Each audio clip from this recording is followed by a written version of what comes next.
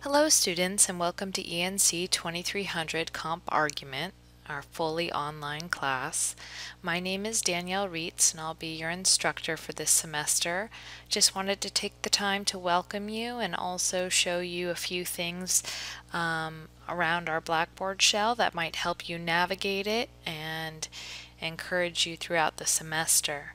So this is our landing page for our course, and you see there a picture of our textbook, which is called Argument. If you haven't yet gotten that, please do so as soon as possible because we do have readings due next week and quizzes and things like that. One of the things that I mention in here, students sometimes ask me, because this is an online class, can we work ahead? Can we work at our own pace? And I say, yes, you're welcome to do that. But the problem you might run into with that is that if there is an assignment, for instance, a rough draft, or even one of our discussions where I've asked something about a concept like, apply your understanding of what logos is to this passage, and you do that and then you're misguided, well, if you work ahead, you're not going to get my feedback on those next assignments. So then you have the choice, you go back and you see, Ms. Reitz commented on my discussion in week 2 saying that I really didn't quite understand this concept, and here I am already working in week 4 and I'm working under a mistaken idea about what this is. So there's the danger in working ahead too far, but that option is available to you should you choose to use it, and you could always go back and revise things if you chose to do that way. So like I said, this is our landing page here, and this is just a brief welcome video to kind of give you some pointers and advice and encouragement. Our syllabus is here. Please make sure to look that over very carefully. I'm not going to go through it all with you here, but I did want to point out a couple of things that may be of interest to you and just very important. Make sure they're okay. I have updated this today, which so, this is kind of a recent syllabus version, and I didn't update too much or change it from the original. So if you printed this out before today, which is August 20th, 2015, then you may want to just reprint out this version to make sure you have the most updated version. I just changed my office hours, and there was 1 week where I added a couple of little things that I thought clarified assignments, but I didn't go in and add a whole bunch of new stuff.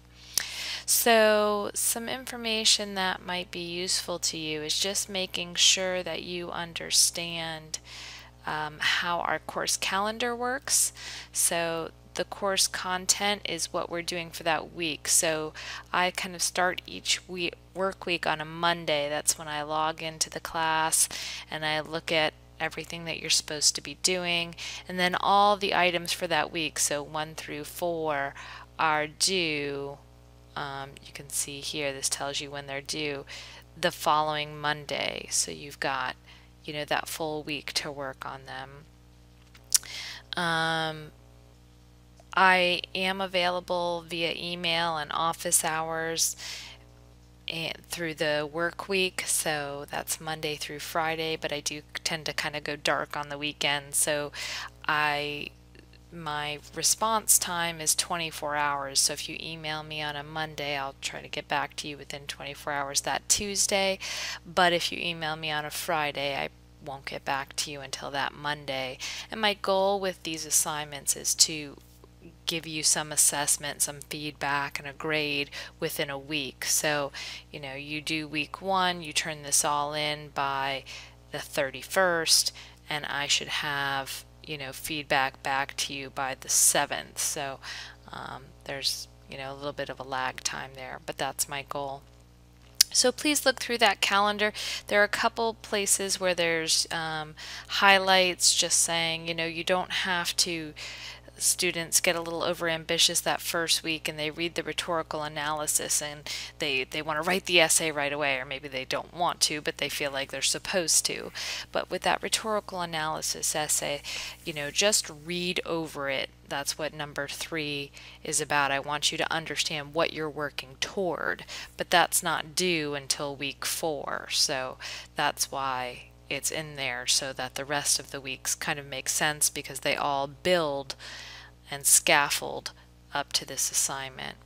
So the rest of that you can look through in the syllabus.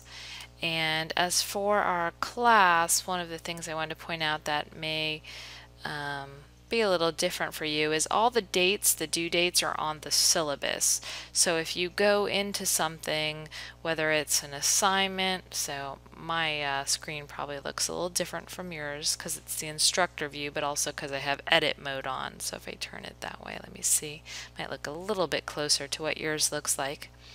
So if you go into week 1 and you go into the assignment, you might say, well, where's the due date for the assignment on here? All the due dates, like I said, are on the syllabus, because those change, with each semester, and I move things around sometimes. So I try not to have them fixed in Blackboard, because I think it can just be confusing if one gets overlooked or if I move things around.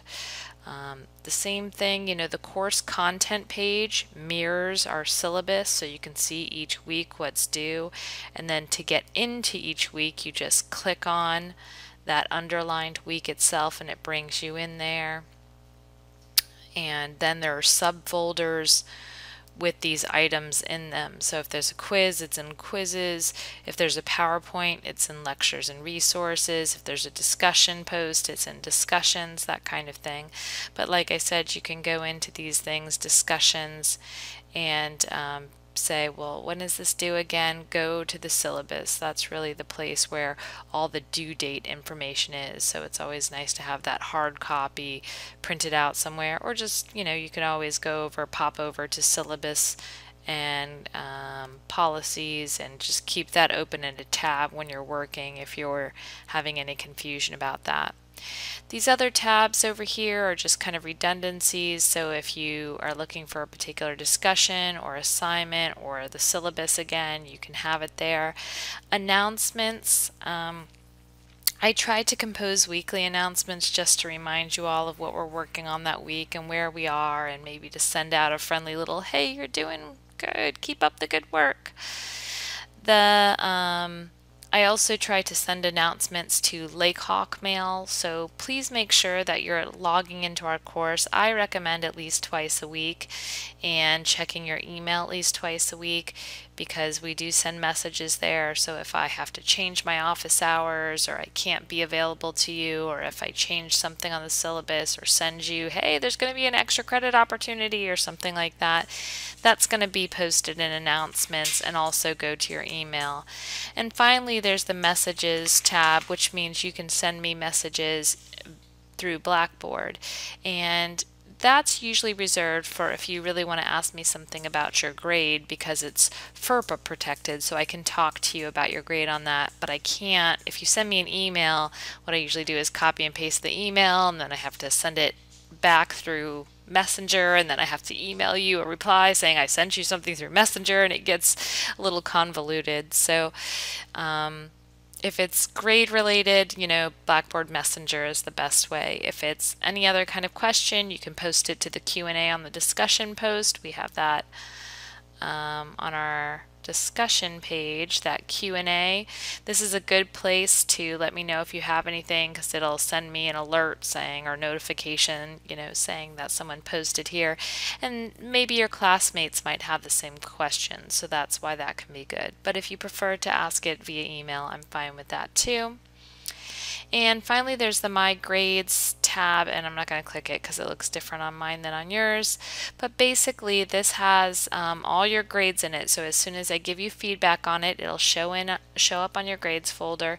And if there's a written assignment, you'll see my notes in there with feedback, and you'll see a running tally of your grades. So it is calculating a tally throughout the semester. So at any given time, you can go in there and look at what your grade is at that moment. And I think that's really helpful to students.